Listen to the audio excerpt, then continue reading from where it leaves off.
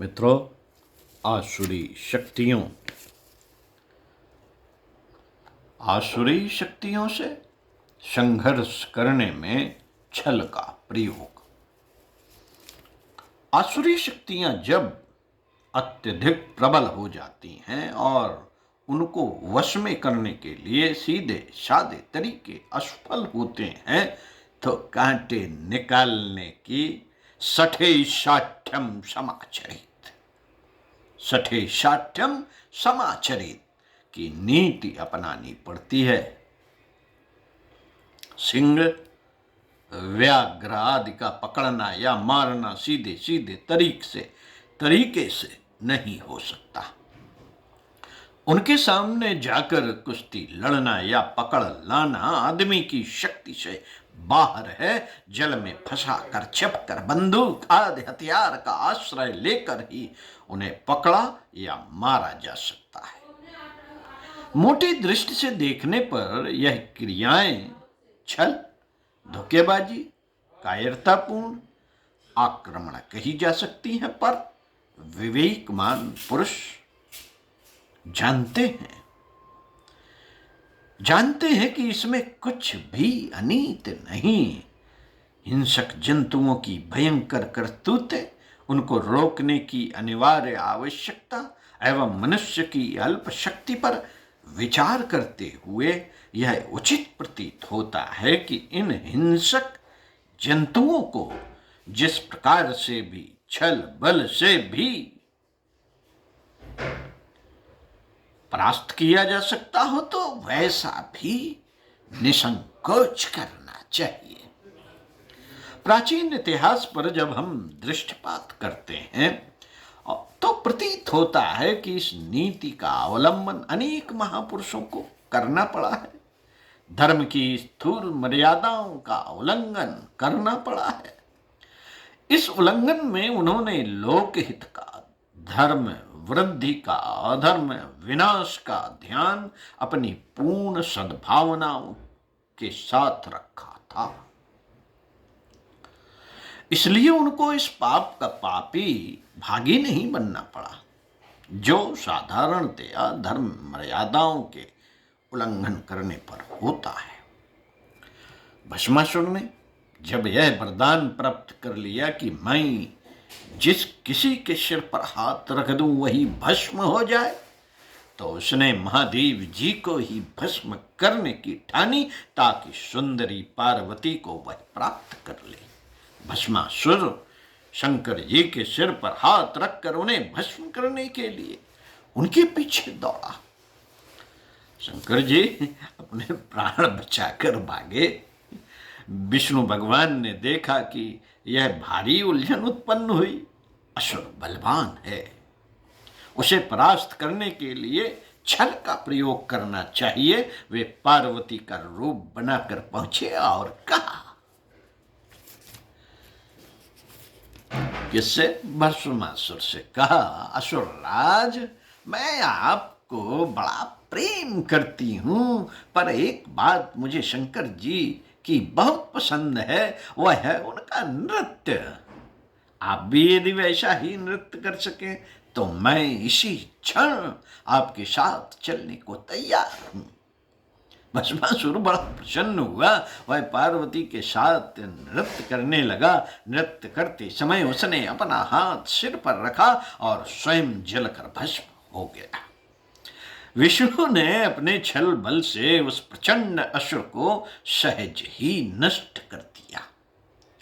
समुद्र मंथन के बाद 14 रत्न निकले। अन्य रत्न तो बट गए, पर अमृत के बंटवारे पर भारी झगड़ा था। देवता और असुर दोनों ही इस बात पर तुले हुए थे कि अमृत हमें मिलना चाहिए। विष्णु ने देखा कि ऐसे अवसरों पर छल का अचूक हथियार ही काम देता है। उन्होंने मोहिनी का रूप बनाया, असुरों को लुभाया। अमृत बांटने के लिए असुरों की ओर से प्रतिनिधि बने। देवताओं को सारा अमृत पिला दिया। असुर बगले झांकते रह गए। उन्होंने देखा कि हमारे साथ भारी विश्वासघात हुआ। पर मोहिनी रूप विष्णु का उद्देश्य तो महान था। असुरों के साथ छल और विश्वासघात करने का दोष उनको छू भी नहीं सकता था। राजा बलि को धोखे में डालने के लिए वामन का छोटा सा रूप बनाकर 3.5 कदम भूमि मांगना और भूमि नापते समय इतना विशाल शरीर बना लेना कि 3 कदम में ही सब कुछ नाप लिया गया और आधे कदम के लिए बलि को अपना शरीर देना पड़ा। इसे स्थूल दृष्टि वाले क्या कहेंगे? वृंदा का सतीत्व नष्ट करने के लिए भगवान को जालंधर का रूप बनाकर जाना और उसका सतीत्व नष्ट करना मोटी तौर पर धर्म नहीं कहा जा सकता। फिर भी यह इसलिए उचित था क्योंकि जालंधर की मृत्यु ऐसा किए बिना नहीं हो सकती थी और जालंधर ऐसा दुष्ट था कि उसके जीवित रहने से असंख्य जनता पर विपत्ति के पहाड़ टूट रहे थे। राम ने वृक्ष की आड़ में छिपकर बलि को मारने में युद्ध के धर्म नियमों का स्पष्ट उल्लंघन किया। इसे क्या कहा जाएगा? महाभारत में धर्मराज युधिष्ठिर ने अश्वत्थामा की मृत्यु का छलपूर्ण समर्थन किया। अर्जुन ने शिखंडी की ओट में खड़े होकर भीष्म को मारा। कर्ण के रथ का पहिया गड़ जाने पर भी उसका वध किया गया। धड़ से नीचे का भाग घायल करना वर्जित होने पर भी भीम द्वारा दुर्योधन की जंघा पर गदा प्रहार किया। क्या यह सब धर्म युद्ध के लक्षण हैं? पर यहां धर्म युद्ध के नियमों का अवसर ही कहां था। आपत्ति धर्म के अनुसार घोर दुर्भिक्ष पड़ने पर, प्राण संकट में होने पर अपने शरीर को लोक हित के लिए जीवित रखने की आवश्यकता अनुभव करते हुए विश्वामित्र ऋषि चांडाल के घर रात्र में घुसकर कुत्ते का मांस चुराते हैं। चांडाल उन्हें पकड़ लेता है और चोरी करने के लिए ऋषि की भर्त्सना करता है। विश्वामित्र उसे सविस्तार समझाते हैं कि मूर्ख, तो धर्म को जितना स्थूल समझता है वह इतना स्थूल नहीं है। किसी महान उद्देश्य के लिए अधर्म करना भी धर्म ही है। इसी प्रकार एक बार अकाल पड़ने पर अपने लोक हितैषी जीवन की रक्षा के लिए उशस्ती ऋषि को किसी तेज के झूठे उड़द खाकर अपने प्राण बचाने पड़े थे। प्रहलाद का पिता की आज्ञा का उल्लंघन करना, विभीषण का भाई को त्यागना, भरत का माता की भर्त्सना करना, बलि का गुरु शुक्राचार्य की आज्ञा न मानना, गोपियों का पर पुरुष श्री कृष्ण से प्रेम करना, मीरा का अपने पति को त्याग देना, लौकिक दृष्टि से धर्म की स्थूल मर्यादा के अनुसार यद्यपि अनुचित कहे जा सकते हैं, पर धर्म की सूक्ष्म दृष्टि से इसमें सब कुछ उचित ही हुआ है। मित्रों, हिंदू धर्म की रक्षा छत्रपति शिवाजी द्वारा जिस प्रकार अफजल खां का वध किया गया, जिस प्रकार वे फलों की टोकरी में छिपकर बादशाह के बंधन में से निकल भागे, उसे भी कोई मूढ़मती लोग छल कह सकते हैं। भारतीय स्वाधीनता के इतिहास में क्रांतिकारियों ने ब्रिटिश सरकार को उलटने के लिए जिस नीति को अपनाया था, उसमें चोरी, डकैती, जासूसी, वेश बदलना, हत्या, कत्ल, झूठ बोलना, छल, विश्वासघात आदि ऐसे सभी कार्यों का उपयोग हुआ है जिन्हें मोटे तौर से अधर्म कहा जा सकता है। परंतु विवेकवान व्यक्ति जानते हैं कि उनकी आत्मा कितनी पवित्र थी। अधर्म कही जाने वाले कार्यों को निरंतर करते रहने पर भी वे कितने बड़े धर्मात्मा थे। असंख्य दीन दुखी प्रजा की करुणाजनक स्थिति से द्रवित होकर अन्यायी शासकों को उलटने का उन्होंने निश्चय किया था। कानून की पोथियों ने भले ही उन्हें दोषी ठहराया और उन्हें कठोरतम दंड दिए, पर परमात्मा की दृष्टि में धर्म के तत्व ज्ञान की कसौटी पर वे कदापि पापी घोषित न किए जाएंगे।